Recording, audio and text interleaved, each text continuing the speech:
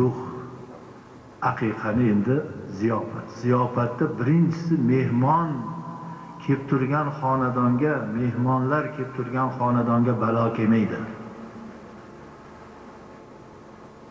Ming bir balo chiqib ketib, o'rniga rahmat, barakot kiradi.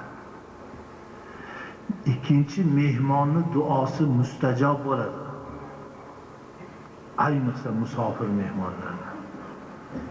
Mehmonni duosi, mezbonni haqqiga qilgan duosi mustajob bo'ladi, rad qilinmaydi. Uchinchidan, mehmonlar kelgani musulmon Qur'on o'qiydi, Allohning kalomi o'qiladi. Yana 5-6 yig'ilib qolinsa amri ma'ruf bo'ladi. Amri ma'ruf bo'lgan joyga Allohning malaika farishtalari, rahmat farishtalari keladi. Rahmat farishtalari kelgan joyga qiyomatgacha Xudoning rahmati yog'ilib turadi. Eng boshini aytmoqmiz, mehmon kelmasdan rizqi keladi oldin. Oldin rizqi keladi, keyin mehmon keladi.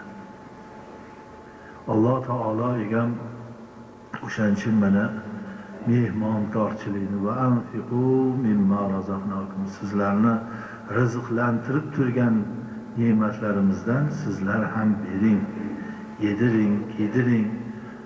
Qarang,